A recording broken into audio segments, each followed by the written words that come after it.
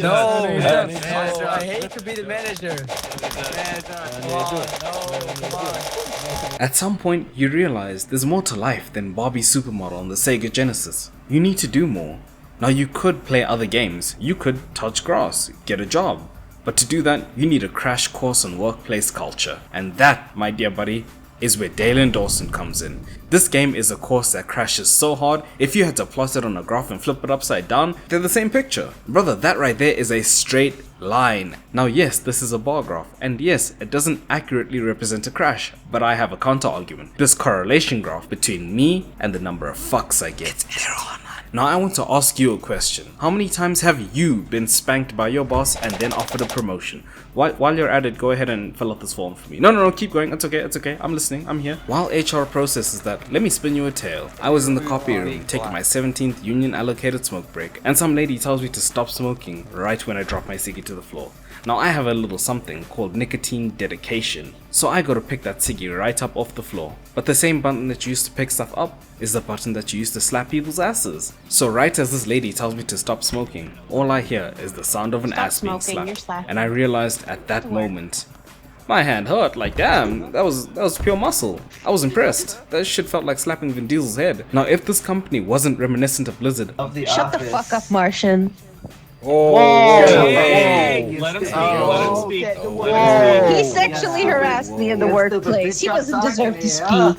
To be fair, I'd have been fired on the spot.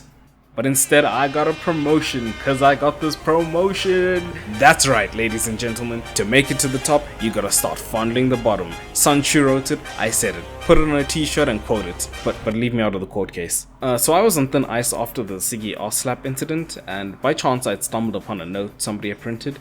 It said whites only office, and I accidentally signed it.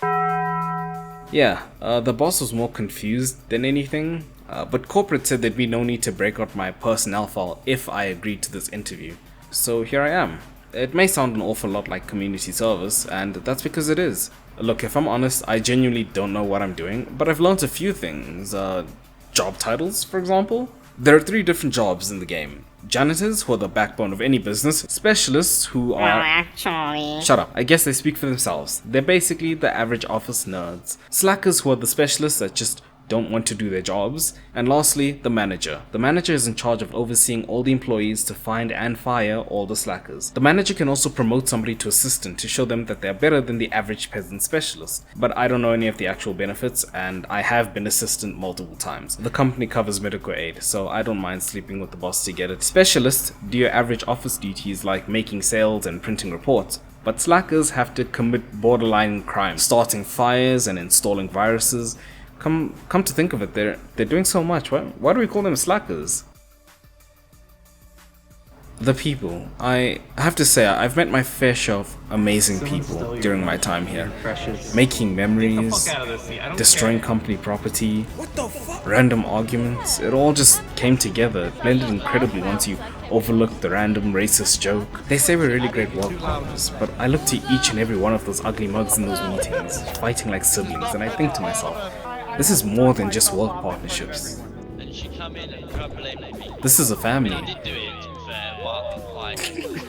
And I don't know what I'd do without them. Are we really gonna listen to a guy named Rippleback? Like, think about it, guys.